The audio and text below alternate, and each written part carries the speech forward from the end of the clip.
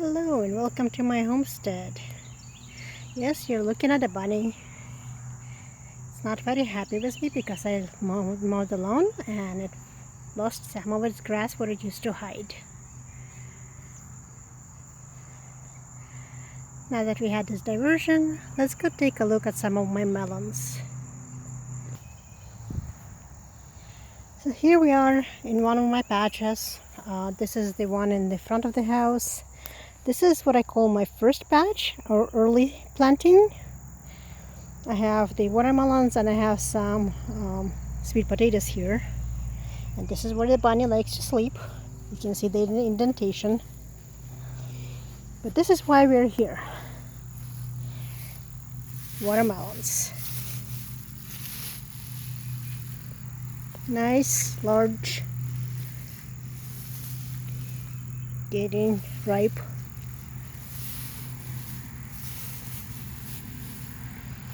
This is crimson red.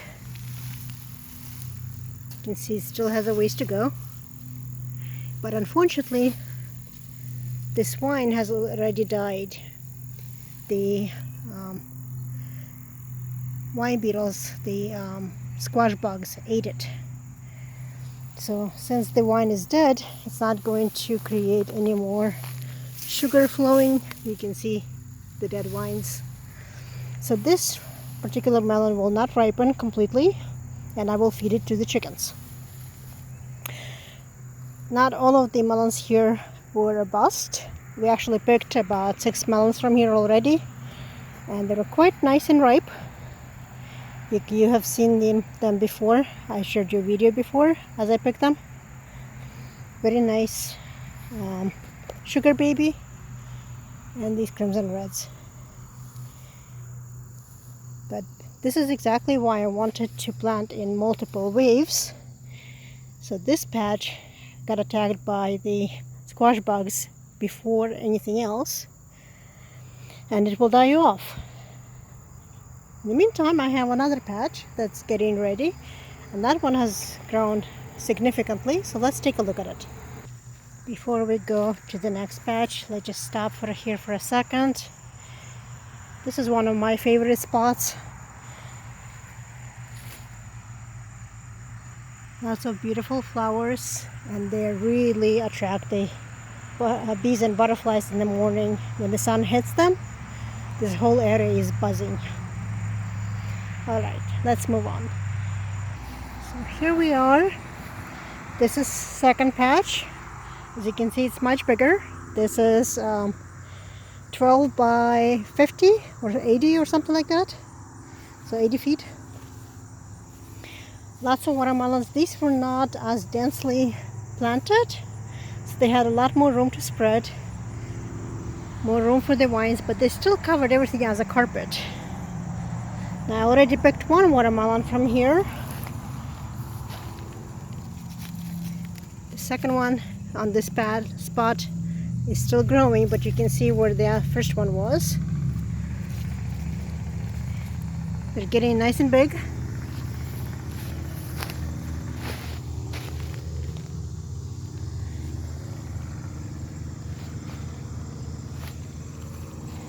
There's still a lot that are still forming. You can see. Oh, this one is gonna die. Did not form well, and it has calcium deficiency. So that's gonna go to chickens also. But look over there. We'll walk there in a little bit on the other side of the patch. I have some different varieties here. You have the Carolina cross, you have the Florida giant. Florida giant is over there, the ones we just looked at. We have the crimson red and the sugar baby. Sorry for the noise, but I do have the highway right behind me right now. No. Sugar babies growing really nicely. And there is another big one. If I can get to it to show you.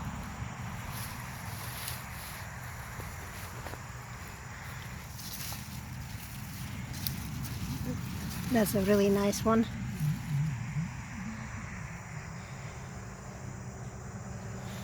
There is another right there. It's a really big one, but it's hard to get to it. Here we are. This is a really big one.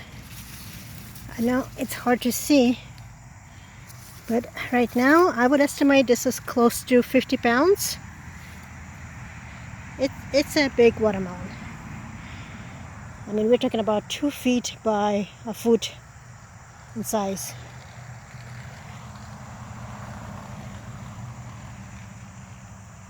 Just like these two. This one is big, and so is that one. Tides. We'll get over there. I have no idea how I'm gonna get this one out. At some point I'll have to figure it out. But it's not ready yet. You can see it's getting close to it though. The curlicky thing is drying off, but it's not quite yet. There. Alright. But you can see how they're growing. They're forming. There's still lots of green ones. So because this one already formed, what I'm gonna do is take this vine and I'm gonna clip it off. So all those strings goes into growing this watermelon.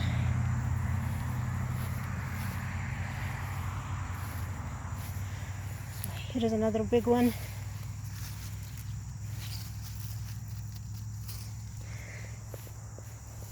These are sugar babies. Now on this side I have an unusual variety. It's an orange glow. This is orange inside. Also a large variety.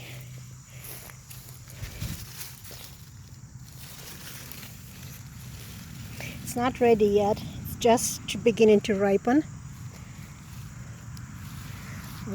Another couple of weeks. And next to it, there is another Carolina cross growing. So they overlap their branches and growing really nicely with this much space. If you remember, I have the agri fabric on the bottom. It keeps the weeds out under control more or less.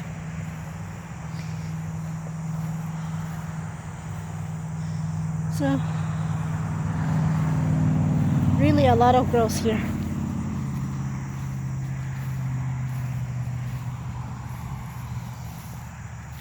Had to move some of the vines.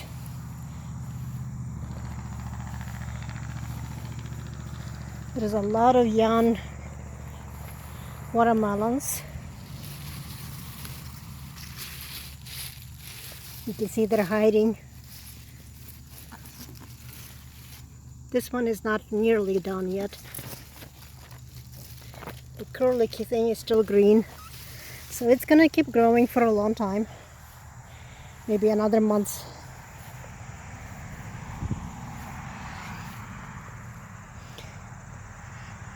One thing I look for on these vines is the signs of disease.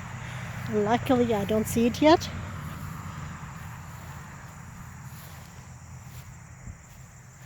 So here we are by these large watermelons. These were some of the first ones to form, so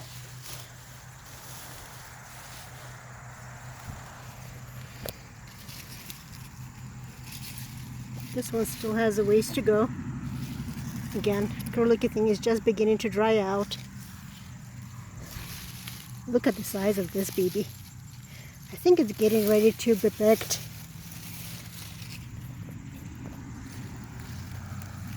No, still has ways to go. It's turning yellow, but I would say it still needs to grow. Maybe another week or so.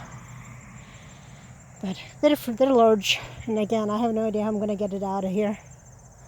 It's heavy, even just to try to move it.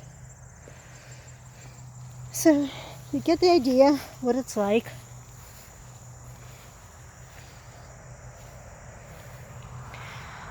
A big space that I just covered with agri-fabric, put some compost in piles and planted watermelons on it. Put seeds. They're growing really well. Alright. These are not particularly melons. They're squashes. And they're self-seeded. But I'm also very, very happy with this particular patch, even though it is self-seeded. I was afraid that I was not going to have any butternut squash, but I do have them. And I have quite a few of them.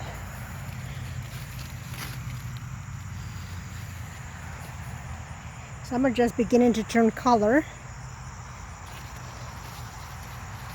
And unfortunately I can see signs of damage from the squash bugs. But you can see where the squash itself is.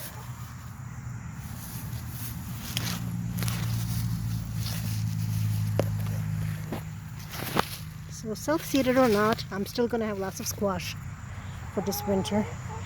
And my chickens are rapidly destroying all of the squash that's on the other side. It seems to be their favorite thing to back cut the green squash. They're extremely destructive. There's also one watermelon that grows somewhere in between the squash. Let's see if I can get to it.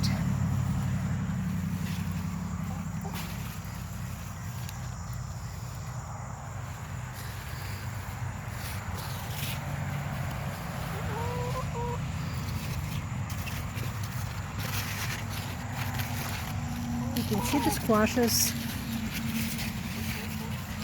And underneath, there is a watermelon hiding. Unfortunately, the watermelon has been overwhelmed by squash leaves. So it's not going to grow any bigger than what it is. But that's okay. I have watermelons in other places. But as I said, this one plant, all of this huge plant is just one plant. I mean, you can see how much it's spread. And it should give you a warning for those of you who have never grown squashes or pumpkins. They take a lot of space. I mean, look at this watermelon patch. It's 12 by 80. It's a huge area. Now they're spaced about 6 feet in between plants, and they cover the entire area. So if you've never grown them, this is what you can expect. As long as they have plenty of water and nutrition, the soil is feeding them, and they're heavy feeders, they will take over the space and they will climb. You can see my fence is completely leveled because they're climbing on top of it. Here is the watermelon vine crawling on this side as well. Not doing as well as the others, but that's okay. Like I said, I have plenty of watermelons.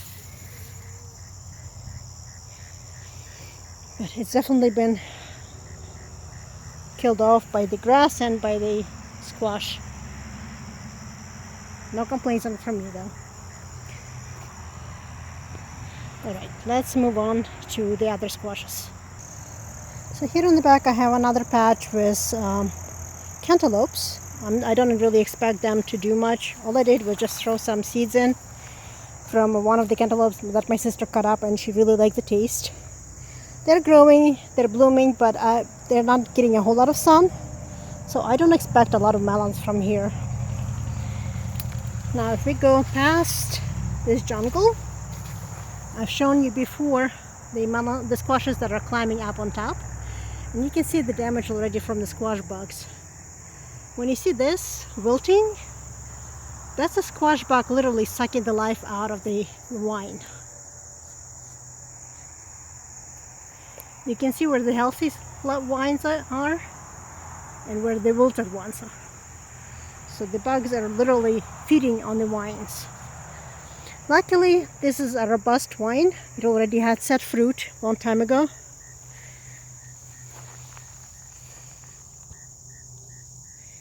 can see the squash. There's huge ones on the inside hanging from the trees. See if I can get over there. It's hard to see them, but what you can see is all the damage. Let's see if I can get closer to show you. Yes, this is exactly what I want to show you. These are squash bugs. They're literally sucking the life out of the squash. They hatched here underneath the vine, and they're literally sucking the life out of the plant. But as I said, luckily there is squashes already formed. There's one there.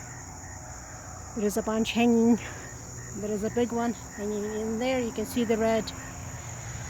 So this squash vine is about to die, but not before it formed this beautiful squash hanging. It's pumpkin. And this pumpkin will thrive, and it will continue ripening, and it will die off. Alright, let's get out of here. And now we're transitioning to the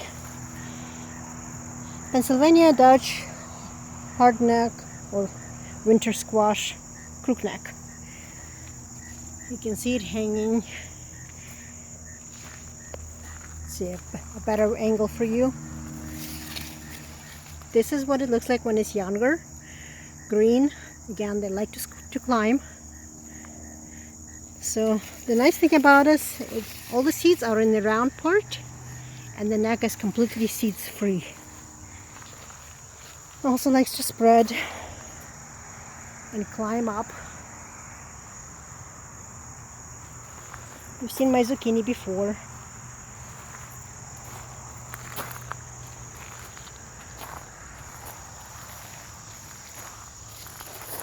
This is what it looks like when it's getting ready to ripen. I mean, it's actually quite large, and it's very heavy, very, very heavy. So the seeds are only in this area. And there is the huge one back there, but it's hard to see from this angle.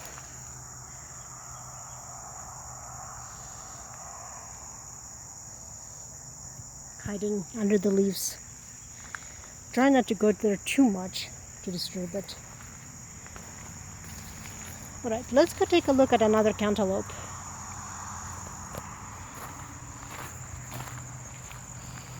So here in this area I have another hardneck crooknecks. You can see it's getting ready to bloom. This is what it looks like before it blooms. So hopefully it will bloom soon.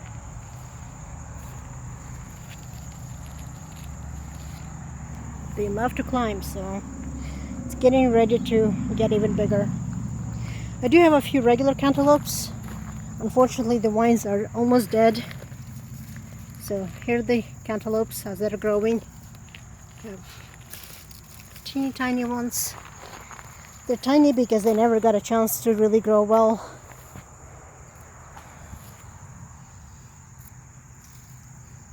And this one is almost, yep, it's ready to be picked. Turned yellow. The aroma is amazing. It's tiny, but it should be really good. Well, this one is a little bit better shape. It's not as sick, or I should say it did not get sick, but something destroyed it. Well, that's not good. Something took a bite out of it. But there is another melon hiding on this side. You can see much bigger. Really nice green melon.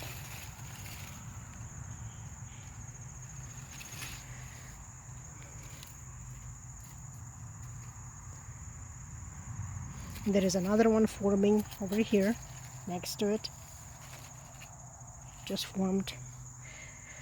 So I gave them space to climb, and again I have problems with squash bugs, as you can see for yourself.